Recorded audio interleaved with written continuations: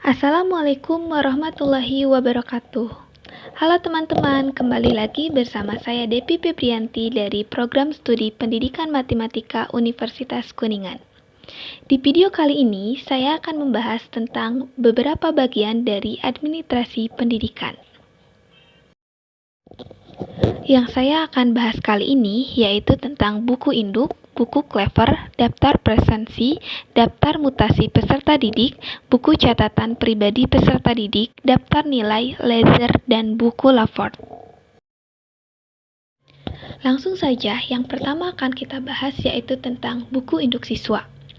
Setiap penyelenggara pendidikan wajib memiliki buku induk siswa. Buku ini merupakan rujukan penting bagi aksesor untuk melihat data identitas siswa, perkembangan, dan data lainnya yang berkaitan dengan siswa dari mulai masuk sampai nanti sebagai alumni. Lalu, apa sih buku induk siswa itu? Buku induk siswa adalah kumpulan daftar nama siswa sepanjang masa dari sekolah tersebut. Setiap siswa harus dicatat dalam buku besar yang biasa disebut sebagai buku induk siswa atau buku pokok. Catatan buku induk siswa harus lengkap yang meliputi data dan identitas siswa. Data-data tersebut diambil dari formulir pada saat pendaftaran penerima peserta didik baru atau yang disebut dengan PPDB. Selain dari identitas siswa yang meliputi nama orang tua dan lain-lain, dalam buku induk juga berisi nomor induk siswa nasional, nomor kode sekolah, keterangan orang tua atau wali siswa, dan presentasi belajar siswa dari tahun ke tahun selama siswa tersebut belajar di sekolah. Catatan dalam buku induk harus jelas dan ini merupakan tanggung jawab kepala sekolah yang penggarapannya bisa diserahkan kepada pegawai sekolah. Setiap buku induk siswa harus diisi dengan selengkap-lengkapnya dan sejelas mungkin. Pasalnya, kelengkapan data ini sangat penting dalam berbagai kasus tertentu seperti menentukan siswa yang berhak memperoleh dana bantuan, mengetahui perkembangan jumlah siswa dari tahun ke tahun, memahami kondisi siswa terutama bagi yang memiliki masalah baik akademik maupun non-akademik, memenuhi keterangan pihak tertentu seperti kepolisian sebagai pemenuhan keterangan untuk kejadian tertentu dan lain-lain. Dan yang terpenting adalah apabila ada kejadian kasus di mana alumni misalkan yang sudah puluhan tahun telah lulus di sekolah tersebut mengalami kehilangan ijazah. Nah, data otentik yang bisa menjadi bukti untuk dibuatkan keterangan adalah buku induk siswa tadi, dengan mengacu pada apakah siswa tersebut tercatat dari mulai masuk sampai keluar.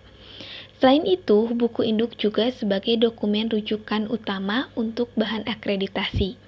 Selain untuk bahan akreditasi, berkaca pada kasus yang diuraikan tadi, buku induk siswa juga dapat dirasakan manfaatnya oleh para siswa di kemudian hari apabila ada kejadian yang tidak terduga. Saat ini, buku induk sudah mulai dibuat secara online, namun ada juga beberapa sekolah yang masih mempertahankan buku manual induk siswa. Untuk sekolah negeri biasanya sudah disediakan oleh Dinas Format isian buku induk siswa dan untuk sekolah swasta bisa membuat sendiri dengan mempertimbangkan rujukan dari buku induk siswa yang sudah beredar dan yang dikeluarkan oleh dinas. Dan ini merupakan gambar dari buku induk siswa. Nah, sampulnya seperti yang dicontohkan di sini dan ada juga bagian isi. Biasanya bagian isi ada pas fotonya dan keterangan identitas lainnya. Selanjutnya ada buku Clever. Pencatatan buku ini dapat diambil dari buku induk, tetapi penulisannya disusun berdasarkan abjad. Hal ini untuk memudahkan pencarian data peserta didik kembali jika sewaktu-waktu diperlukan.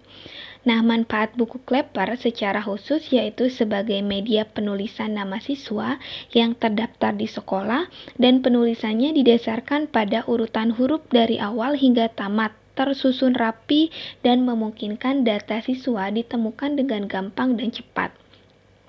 Contoh dari penggunaan buku Klepper yaitu misalkan ada seseorang orang tua yang datang untuk menanyakan data anaknya, namun ia lupa anaknya angkatan tahun berapa. Maka buku Klepper lah yang akan digunakan untuk memudahkan mencari namanya.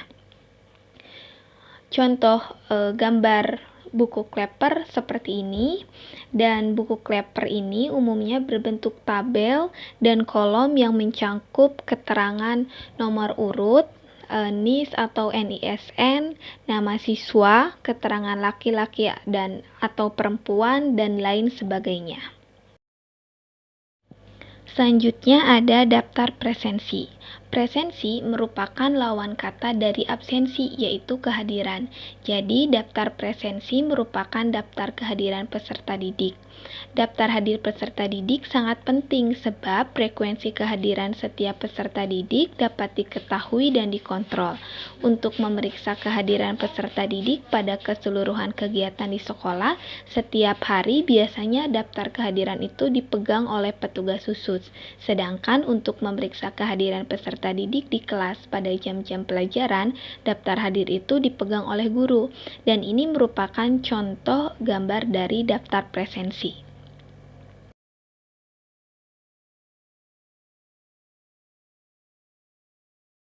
Selanjutnya ada daftar mutasi peserta didik. Untuk mengetahui keadaan jumlah peserta didik dengan persis, sekolah harus mempunyai buku daftar mutasi peserta didik. Daftar mutasi itu digunakan untuk mencatat keluar masuk peserta didik dalam setiap bulan, semester, atau setahun. Hal ini karena keadaan jumlah peserta didik tidak tetap, ada peserta didik pindahan, dan ada pula peserta didik yang keluar. Ini merupakan contoh gambar dari daftar mutasi peserta didik. Untuk yang selanjutnya ada buku catatan pribadi peserta didik. Buku catatan peserta didik ini lebih lengkap lagi tentang data setiap peserta didik. Buku ini antara lain berisi identitas peserta didik, keterangan mengenai keadaan keluarga, keadaan jasmani dan kesehatan, riwayat pendidikan serta hasil belajar, dan psikologi sikap, minat, dan cita-cita, dan juga kegiatan di luar sekolah. Buku ini biasanya disimpan di ruang BP dan dikerjakan pula oleh petugas BP. Nah, contoh gambarnya seperti ini.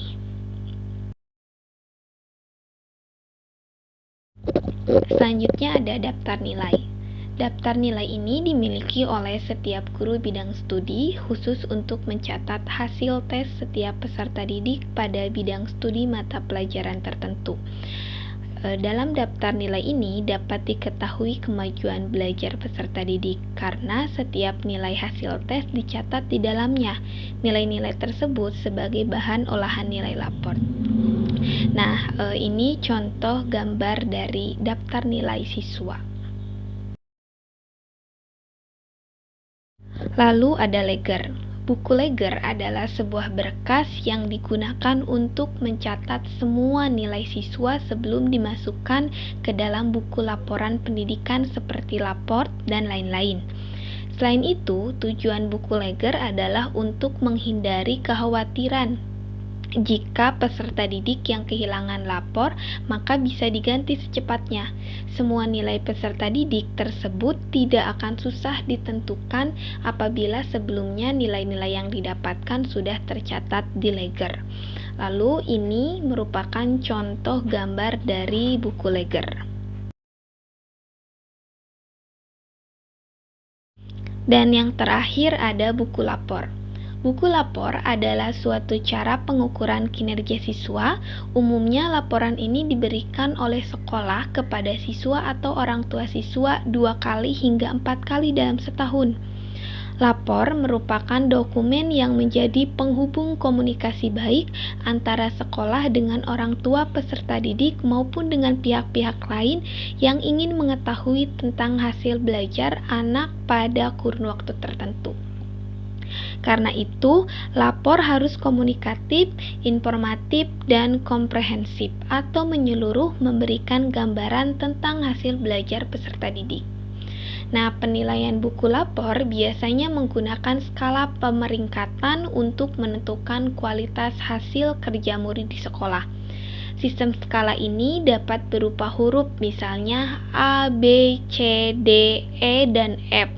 Dengan A adalah kinerja tertinggi dan F berarti gagal, atau dalam skala angka misalnya A sama dengan 100 sampai 90, B dari 80 sampai 89, dan C dari 70 sampai 79, D dari 60 sampai 69, dan E dari 50 sampai 59, dan yang terakhir ada F yaitu dari 0 sampai 49. Nah, di Indonesia, lapor itu diisi menggunakan skala nilai angka dengan rentang 0 sampai dengan 100. Nah, mungkin cukup sampai di sini materi yang dapat saya sampaikan di video kali ini. Kurang lebihnya mohon maaf. Wabillahi taufiq wa hidayah. Wassalamualaikum warahmatullahi wabarakatuh. Sampai jumpa di video lainnya, teman-teman.